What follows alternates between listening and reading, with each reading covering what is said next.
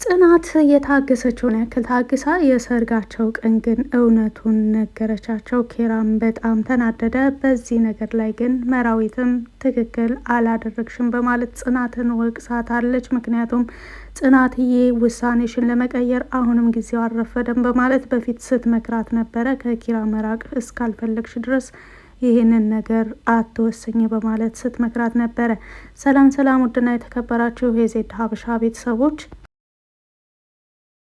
ለቻናሉ አዲስ ከሆናችሁ ሰብስክራይብ በማድረግ እንደዚሁም ቪዲዮውን በላይክ መጀመር አትርሱ። ጽናት ድራማ ቀጣይ ፓርት ይዤላችሁ መጥቻለሁ። እስከ መጨረሻው ድረስ አብራችሁኝ ለመቆየት ሞክሩ። እንደሚታወቀው ካሳለፍነው ፓርት ላይ ክሩቤል ከቤት ወጥቶ ሁላቸውም እሱን በመፈለግ ላይ ነበሩ። በተለይ ሀሴት በእኔ ምክንያት ሊሆን ይችላል በሚል ሀሳብ ለሰናይት በነገረቻት ነገር ተመርኩዛ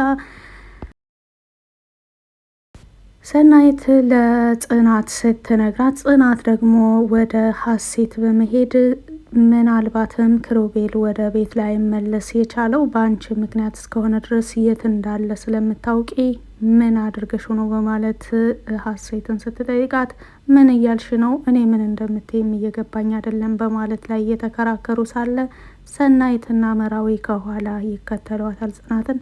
ጽናት ምን ሆነሽ ነው በማለት ሲጠይቋት ክሩቤል የት እንደደረሰ እስኪ ጠይቋት፣ እሷ የምታውቅ ይመስለኛል፣ ምን አድርጋው ነው በማለት ስትናገር እሷ ምን ታደርገዋለች? ጽናትዬ ተረጋጊ በማለት ጽናትን ለማረጋጋት ይሞክራሉ። እንደሚታወቀው የክሩቤል ጓደኛ ደግሞ ጽናትን አፍቅሬያታለሁ በሚል ነገር እያላዘነ ነው ያለው። በነገራችን ላይ ወንድ ልጅ ሲወድ እንደዚህ አልነበረም። ነገር ግን አሁን የክሩቤል ጓደኛ ነኝ ብሎ ራሱን የክሩቤል ጓደኛ አድርጎ ወደ እነሱ ቤት የመጣው ልጅ ጽናትን ወድጃታለሁ በሚል መልኩ አንዳንድ ነገሮችን እየሰጣት እየጠጣች ያለበት ሁኔታ ነው ያለው። አይታችሁ ከሆነ መድኃኒት ጠጥታ ነበረ። እንግዲህ መድኃኒቱን ከጠጣች አይቀር ሁለታቸውም ነበረ የጠጡት። እሱም ጠጥቶ ነበረ። መድኃኒቱን የጨመረችው ሀሴት ከመሆኗ ጋር ሀሴት ከሱም ላይ እንዲጠጣ አድርጋ ነበረ። እንግዲህ ጽናትን አጠምዳታለሁ። አሁን መድኃኒቱን ከወሰደች በኋላ እቤት ሄዳ ስለምትተኛ በዛን ወቅት ምንም ራሷን ለመከላከል የምታደርገው ነገር አይኖርም በማለት አቅዶበት ስለነበረ ጽናት ያለማወቅ እሱም ደግሞ ታቅዶበት ጠጥቶ ምንም ሳያደርጋት እሱም በመድኃኒቱ ምክንያት ለመተኛት ችሏል ማለት ነው። እንደሚታወቀው እንግዲህ ተንኮለኛ ስንሆን ሌላ ተንኮለኛ ይላክብናል። ፈጣሪ መልካም ልብ ይስጠን።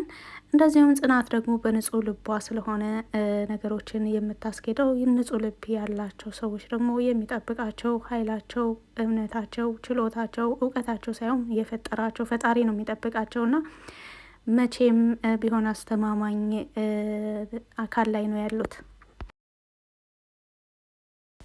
እንግዲህ ክሩቤልም መድኃኒቱን ወስዷል። እንደሚታወቀው ጽናት ለራሷ ውሃ ልትጠጣ ኪችን ውስጥ በግላስ ውሃ አዘጋጅታ ሳለ የክሩቤል ጓደኛ ስልኬን ክላስ ውስጥ ረስቸው መጣሁ ሂጂና አምጪልኝ በማለት ሲጠይቃት እውነትህን ነው በማለት ስትጠይቀው አዎ እውነቴን ነው እየቀለድኩ አይደለም እያዘዝኩሽ ነው በማለት ሲነግራት እሺ አመጣልሃለሁ በማለት ወደ ክፍሉ ስትሄድ የእሱን ስልክ ለማምጣት እሱ ደግሞ ቀድታ ልትጠጣው ያስቀመጠችው ውሃ ላይ መድኃኒት ጨምሮ ነበረ።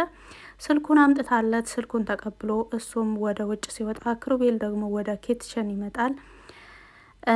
ውሃ አምጭልኝ እያልኩሽ እየጠራውሽ ነበረ በማለት ሲጠይቃት ውይ አልሰማውክም ነበር፣ እሺ ልቅዳለህ በማለት ወደ ውሃው ዘወር ስትል ምን ነው የተቀዳ የተዘጋጀ ያለ አይደል እንዴ በማለት እሷ ለራሷ ያዘጋጀችውን ውሃ ክሩቤል ይጠጣዋል። ጽናትም ክሩቤል እንዳይጠጣው ውሃውን የቻለችውን አድርጋ ነበረ። ነገር ግን ክሩቤል የእሷን ንግግር ሳይሰማ ውሃውን ለመጠጣት ችሏል። ከዛም በኋላ ውሃውን ከጠጣ በኋላ ቀጥታ ወደ ሳሎን ቤት ነበረ የሄደው። ሳሎን ቤት ቁጭ ብሎ ከተወሰኑ ደቂቃዎች በኋላ ራሴን ጽናት እያለ እየተጣራ በዛው ተኝቶ ነበረ። ጽናት ሲል የሰማችው ጽናት እየሮጠች ወደ ክሩቤል ብትመጣም ራሴን በማለት ስለወደቀ ንቃ እያለች ቀዝቃዛ ውሃ ብደፋበትም ተይኝ ልተኛ እንዳረብሽኝ በማለት ክሩቤል ተኝቶ ነበረ። በዚህ ሁኔታ ለምን ትተኛለህ? ሐኪም ነው መጥራት ያለብን ወይን ወደ ሐኪም ቤት መሄድ አለብን ብላ ለክሩቤል ሀሳብ ብታመጣለትም አትረብሽኝ ልተኛበት በማለት ሲነግራት እሺ በቃ የምትለብሰው ነገር አመጣልሃለሁ ተኛ በማለት ትራስ በማስተካከል እዛው ሳሎን ቤት እንዲተኛ ታደርጋለች። ለእነ ናሆሚ ልደውልላቸው ይሆን የሚል ሀሳብ ይመጣላታል። ነገር ግን እነሱ ከመጡ ደግሞ ሊረብሹት ድምጻቸውን ሲሰማ ሊነሳ ስለሚችል አትቀስቅሽኝ ብሎኛል የሚለውን ቃሉን ደግሞ ስታስታውስ በቃ ቁጭ ብዬ ልጠብቀውና የተወሰነ ጠብቄው የማይነቃ ከሆነ ለእነ ናሆም ደውላለሁ ወይም ደግሞ ሐኪም እጠራለሁ በማለት አጠገቡ ቁጭ ብላ ሳለ ድንገት ይነቃል። ሲነቃም እሷን ነበር ያያት። ከዛም በኋላ ተነሳ እንዴ በቃሽ በማለት ወደ ኪችን ስትሄድ መልሶ ተኝቶ ነበረ። ይሄ ጓደኛዬ ያለው አካል ጽናትን ወዳታለሁ እያለ ያለው ልጅ እሱ ነበረ በጽናት ቦታ ላይ ቁጭ ብሎ ያገኘው። ሁለተኛ አይኑን ሲገልጥ እንዴ ምን ተፈጥሮ ነው በማለት ደንግጦ ከእንቅልፉ ተነስቶ ያየዋል። ምን ነው በማለት ሲጠይቀው እኔ ፍቅር ይዞኝ እንቅልፍ እምቢ ብሎኛል በማለት ይነግረዋል። ፍቅር እንዴት አንተ ደግሞ በየቀኑ ነው እንዴ ፍቅር የሚይዝህ በማለት እየቀለደ ሲነግረው አሁን እውነቴን ነው የምነግርህ ሌሊት እንቅልፍ አጥቻለሁ በጣም ከባድ ፍቅር ይዞኛል በማለት ይነግረዋል ለክሩቤል። ክሩቤልም ከማን ነው የሆነ ሆኖ በአሁኑ ደግሞ ከማን ነው ፍቅር የያዘህ ብሎ ሲጠይቀው ከጽናት ነው የያዘኝ በማለት ሲነግረው ይሄማ በፍጹም ሊሆን አይችልም በማለት ይመልስለታል። ከዛም በኋላ ቶሎ ወደ ኪችን ይሄዳል። ጽናት በዚህ አጋጣሚ ምንም የምታውቀው ነገር የላትም። በወጣ በገባ ቁጥር ልጁ እየረበሻት መሆኑን እንጂ ለክሩቤል የተናገረው እንደዚሁም ደግሞ ፍቅር ያዘኝ ያለው ነገር ከእሷ ጋር ምንም የሚያገናኘው ነገር የለም። ክሩቤል ግን ጽናትን ስለሚወዳት ብቻ ሄዶ በቤቴ ላይ ይህን ነገር ማድረግ አትችይም በማለት ጽናት ላይ ሲጮህባን ነበረ። እኔ ምንም የማውቀው ታሪክ የለኝም በማለት ለክሩቤል መለሰችለት። ከዛም በኋላ ክሩቤልን ትታ ወደ ልጁ ነበረ የሄደችው። ልጁ ሳሎን ቤት ቁጭ ብሎ ቴሌቪዥን እያየ ነበረ በአጋጣሚ። ከዛም በኋላ ሄዳ ይሄ የስራ ቦታዬ ነው፣ ስራ ቦታዬ ላይ ደግሞ አትረብሽኝ፣ ለክሩቤል ምን ብለህ ነው የነገርከው በማለት ስትነግረው ደግሞ ከአንቺን ብሶ እኮ እኔ ልበዛብሽ ነው እንጂ አላንስብሽም በማለት ራሱን ከፍ ከፍ ለማድረግ ሲሞክር በጥፊ ብለዋለች። እንደዚሁም ልጁም ሲናገር እንደዚህ ቆፍጣናና ኮስታራ ሴት በጣም ነው የሚመቸኝ በማለት እንደተናገረው እንደነዚህ አይነት ሴቶች ለአንተ ብቻ ሳይሆን ለሁሉም ሰዎች ይመቻሉ። እንግዲህ ክሩቤልም በደንብ ያውቃታል ጽናትን ኮስታራ መሆኗን፣ በነገሮች በጣም ሲበዛ መልካም መሆኗን። ነገር ግን በአሁኑ የእሱን ፍቅር አለመቀበሏ ከተቀበለች ገና 24 ሰዓት ሳይሞላው ሀሳቧን መቀየሯ ሁሉ ነገሩ ግራ ቢያጋባውም ጽናት ግን ክፉ ሰው እንዳልሆነች ያውቃል። ጽናትዬ አንቺ እኮ ክፉ ሰው እንዳልሆንሽ አውቃለሁ፣ ነገር ግን ፍቅሬን ተቀበልኩ ብለሽ 24 ሰዓት ሳይሞላሽ ሀሳብሽን ያስቀየረሽ ነገር ምን ይሆን ግራ አጋባሽ በማለት ክሩቤልም ብዙ ጊዜ በተለይ ሲጠጣ የሚደጋግመው ነገር ነው እና ወደ ጽናት ሄዶም እንግዲህ ብሶቱን ገልጾላታል። ከዛም በኋላ ከቤት እንደወጣ አልተመለሰም። ክሩቤል የት ሄደ? የት ሊሄድ ይችላል? ምን አድርጋቸውን ነው በሚለው እንግዲህ ሀሴት ልጁን ይሄ የክሩቤል ጓደኛ ነኝ የሚለውን ልጅ ስትጠይቅ እሱ እኮ ትልቅ ሰው ነው፣ በራሱ መወሰን የሚችል ሰው ነው፣ ሕፃን አይደለም። እኔ የሆነ ቦታ አስቀምጨው ብመጣ በእግሩ የሚመጣ አካል ነው እኮ በማለት ለእሷ ቢመልስላትም ጽናት ግን ሀሴትን እሷ ደግሞ አንቺ ትሆኛለች በማለት ሀሴትን ተጠራጥራለች። እንደሚታወቀው ናሆምም ራሱን እየወቀሰ ነው ያለው። ጓደኛዬ እኔ እኮ አንተን መስማት ትቼ ሌሎችን እየሰማሁ የሚያዳምጥህ የሚሰማህ ሰው ስታጣ ዝም ብለህ ለመጥፋት ወስነህ ነው በማለት ናሆም ራሱን እየወቀሰ ነው ያለው።